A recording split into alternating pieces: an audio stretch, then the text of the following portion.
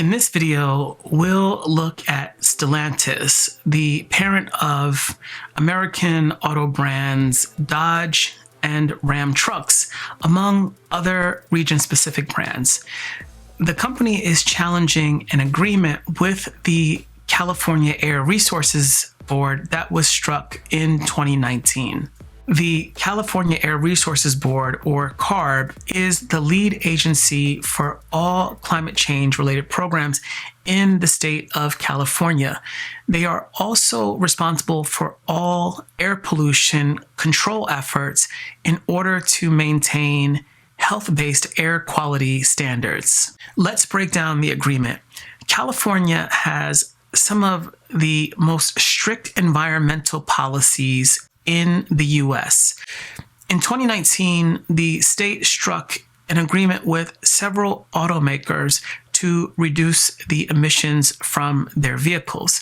The goal of the CARB agreement is to accelerate the transition to cleaner vehicles. It also aims to reduce greenhouse gases and air pollution. Automakers BMW, Volkswagen, and Honda all agreed to meet the stringent emissions regulations set by CARB and the state of California. Under the CARB agreement, automakers have agreed to produce vehicles that emit 50% less greenhouse gases by 2025. It's a stringent standard set by the state of California, but the goal is to improve air quality in the state. Stellantis was not part of the 2019 agreement, but has since sought to join the agreement, but has been rejected by the state. Stellantis is seeking to void the agreement between California and its rival automakers. They say that the agreement is unfair and exclusionary, meaning that it puts them at a disadvantage to distribute their cars equally across the U.S. and provide service to their customers. Stellantis, in its filing with California, said that CARB intends to pursue retroactive enforcement of greenhouse gas emission standards against automakers, including Stellantis, for vehicles covering model years 2021 and 2022. The automaker argues, however, that these regulations are not being pursued against automakers who are part of the voluntary CARB agreement from 2019. Stellantis is expressing concern that automakers who are part of the agreement are basing their emission standards based on sales of their vehicles across the U.S. This approach allows automakers to balance the sales of their vehicles and the allocation of their vehicles based on emissions regulations across different states. This national approach gives the automakers who are part of the CARB agreement more flexibility in terms of how they manage and balance the sales of their vehicles across the U.S. to meet emission standards. For Stellantis, which is not part of the agreement, this means that they have to meet the emission standards of 14 U.S. states that have adopted California's strict emissions requirements. This is independent of Stellantis sales in other states, creating a logistical challenge for the company.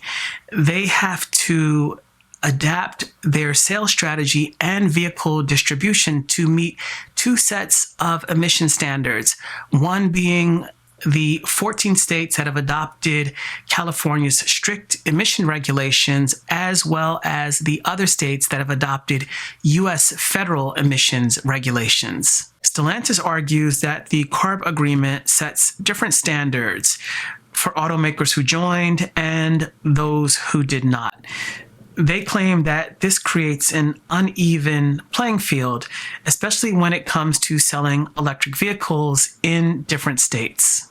This is because Stellantis has to focus more on selling low emissions vehicles and EVs in states that follow the strict emissions laws, rather than balancing the allocation of their vehicles across the US. Stellantis has stated that at times it has limited shipments of gas-powered vehicles to dealers in states that have adopted California's strict regulations.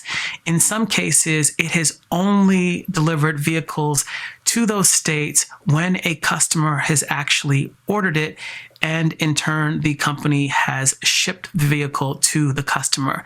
What this means is that Stellantis has actually not shipped gas vehicles to the states that have adopted the strict regulations for customers simply to consider, meaning when they show up on the dealer lot, there is an allocation of gas-powered vehicles for them to choose. Stellantis has also stated that it has limited sales of plug-in electric vehicles to the states that have adopted California's strict emissions regulations, instead shipping those vehicles to the states that do not follow the strict emissions regulations from California to customers who have ordered plug-in EVs. In May of this year, CARB asked the U.S. Environmental Protection Agency, EPA, for approval of its rules that were established in August 2022.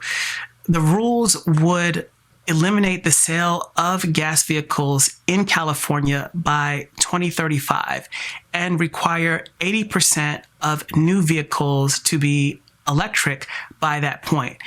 The EPA has not commented on CARB's request as of yet.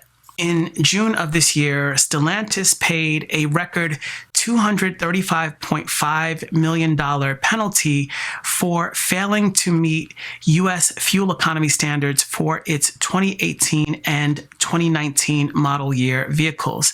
It's clear that Stellantis is maneuvering to avoid further penalties if CARB pursues retroactive enforcement of greenhouse gas emission standards for the 2021 and 2022 model years.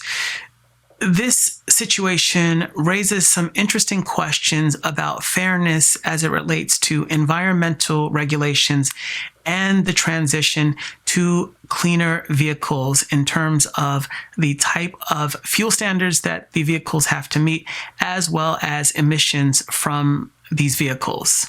How do you view Stellantis' challenge to California's emissions agreement?